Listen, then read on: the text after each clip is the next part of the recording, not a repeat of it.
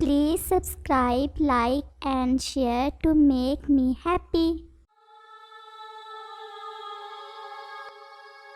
दूर किसी जंगल में दो पेड़ों पर साथ साथ चिड़ियों के दो परिवार रहते थे। रानो चिड़िया अपने परिवार के साथ बहुत खुशी की जिंदगी गुजार रही थी। रानो चिड़िया और इसका पति तमाम काम मिलजुल कर करते, एक दूसरे की मदद करते और एक दूसरे का पूरा ख्याल रखते। जबकि दूसरे पेड़ पर पारो चिड़िया रहती थी, जो बहुत बदतमीज थी। हर समय अपने पति से इसकी लड़ाई रहती। वो कोई भी काम ना करती, बल्कि शाम को जब रोज इसका पति थका हारा घर आता तो वो इससे कभी भी प्यार से ना बोलती।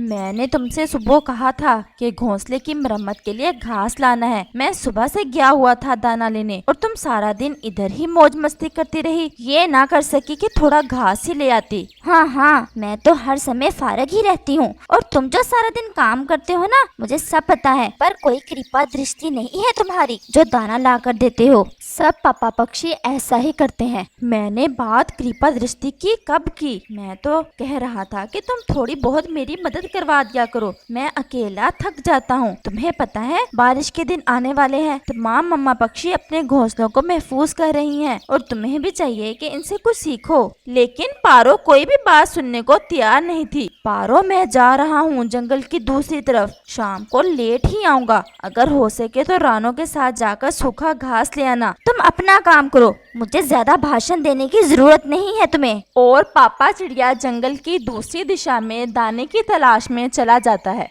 प्यारे दोस्तों, क्या आपने मुझे सब्सक्राइब कर लिया है? और घंटी के आइकॉन को दबाना बिल्कुल मत भूलिएगा।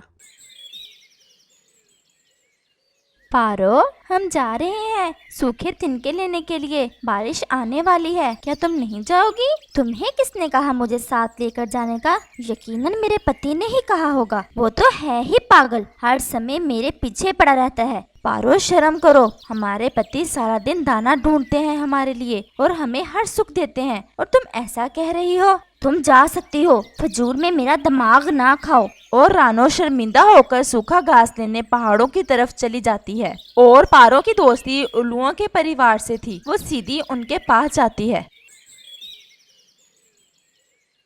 मेरा तो भाग्य ही खराब है। मेरा पति तो हर समय मुझे काम करने को कहता रहता है। देखो पारो, बात तो इसकी सच है। तुम्हारा जिंदगी गुजारने के तौर तरीके हम उल्लुओं से अलग हैं। हम तो एक रात कहीं और दूसरी कहीं गुजारते हैं, लेकिन तुम्हारा तो घर होता है और बहुत सारी जिम्मेदारियाँ। तुम थोड़ा ख्याल किया करो। और तुम ये भी जानती हो कि एक दो दिन में तुम अंडे देने वाली हो। भला कैसे अपने बच्चों की परवरिश कर सकेगा अकेला इनका पापा? तुम भी इसी मनहूस की आवाज बोल रही हो। कर गया होगा ना दो चार बातें तुमसे भी मेरे खिलाफ। ऐसा कुछ नहीं है। मैं तो दोस्त समझ के तुम्हारे पास आ जाती थी, फिर नहीं आऊंगी अगर ऐसे ही भाषण देने हैं तो। और पारो बहुत गुस्से में वहाँ से उड़ जाती है।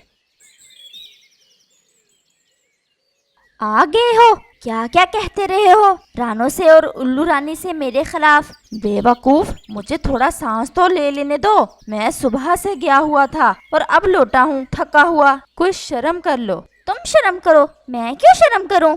लगता है आज फिर पारों की जंग हो रही है अपने पति से। ऐसा कौन सा दिन होता है जब ये नहीं होती? चलो इनको समझा देते हैं। कोशिश करके देख लो। तुम चली जाओ। लेकिन पारो है नहीं किसी की बात मानने वाली। और रानो पारो की तरफ जाती है।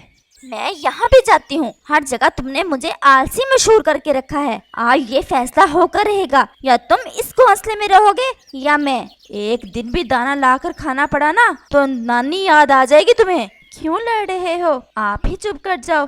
बच्चे आने वाले हैं, वो क्या सीखेंगे तुमसे? जाओ, तुम्हें किसने बुलाया है? आ गई हो मुझे सिखाने के लिए। एक दिन तुम पछताओगे इस समय को, मेरी ये बात याद रखना। और रानो वहाँ से चली जाती है। अगले ही दिन पारो दो अंडे देती है, लेकिन खुश होने की बजाय वो बहुत गुस्से में अपने पति का इंतजार कर रही होती है। आगे हो, अब ये न समझना मैं सारा दिन और सारी रात अंडों पर बैठूंगी। क्या तुमने अंडे दे दिए हैं? ये बात भी लड़कर बता रही हो? ये तो बहुत खुशी की बात है। तुम्हें होगी खुशी, मुझे नहीं है। मेरा काम तो और बढ़ गया है। पहले ही घोंसला छोटा है, तुम बहुत बदकिस्मत हो जो अपने बच्चों के बारे में ऐसी बातें कर रही हो। तुम बस अपने इन बच्चों का ख्याल रखना, बाहर के काम मैं सब देख लूंगा। मैं कौन सा कर रही हूँ काम, तुम ही करने हैं, और रात को अंडों पर भी तुम ही बैठोगे। तुम लड़ाई ना करो, मैं सब कर लूंगा। इस खुशी के मौके को लड़ाई में ना बदलो। ये दाना खाओ, बहुत दूर से लाया हूँ तुम्हारे लिए। ऐसे ही दिन और रात गुजरते गए और फिर एक दिन पारो के अंडों से 2 छोटे छोटे बच्चे निकल आते हैं। ये तो बिल्कुल मेरे जैसे हैं, कितने प्यारे हैं ये बच्चे। अपने बच्चों को देखकर पारो की सोई हुई ममता जाग जाती है और वो अपने आप पर बहुत शर्मिंदा होती है जो अपने पति से इन बच्चों के बारे में उल्टा सीधा बोलती रही। आज मैं सॉरी करूंगी इनके पापा से, मैंने बहुत तंग किया है उसे। वो ना हो तो कौन ला कर देता ना मुझे और मेरे बच्चों को। वो अभी खुद से ये बातें कर ही रही थी कि कबूतर आता है। पारो, तुम्हारे लिए एक बहुत बुरी खबर है। क्या हुआ कबूतर, क्या हुआ? हम सब दाना लेकर वापस आ रहे थे कि तुम्हारे पति के एक सूखे पेड़ से टहनी टूटकर लग गई और वो वहीं मर गया है। ये सब पास वाले जंगल में हुआ। ये बात पारो को हिलाकर रख देती है और वो रोने लग जाती है। मुझे माफ कर देना, तुम अपने बच्चों को भी देख ना सके।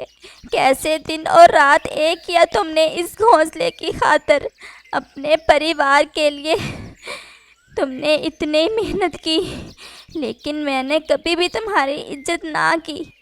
पता नहीं क्यों आज सुबह से ही मुझे शर्मिंदगी थी अपने किए पर, लेकिन तुमने तो मुझे माफ़ी का मौका ही नहीं दिया। अब पारो को अपनी की हुई बातें तीर की तरह लग रही थी और उसका दिल जरा भी मुतमईन ना था। अगले दिन पारो बहुत परेशान थी। बच्चे अभी सिर्फ 1 दिन के थे। वो इन्हें घोंसले में अकेला छोड़कर भी नहीं जा सकती थी और खाने को दाना भी नहीं था। बच्चे भी भूखे थे। अगर बाहर ना निकली तो भूख से मर जाएंगे ये बच्चे, लेकिन मैं क्या करूं? और आखिरकार पारो कव्वे के पास जाती है। कव्वे भैया। क्या हुआ पारो? बाकी बात बाद में, आज बोल बहुत तमीज से रही हो। ऐसा पहली बार सुना तुम्हारी जुबान से। पारो शर्मिंदा होते हुए अपनी बात जारी रखती है। कव्वे भैया, मेरा पति अब इस दुनिया में नहीं रहा। क्या क्या कह रही हो तुम? हाँ, वो कल जब पक्षी दाना लेने के लिए गए थे ना, तो रास्ते में हादसा हो गया था और मेरे बच्चे भूखे हैं। कुछ खाने को दे दो प्लीज।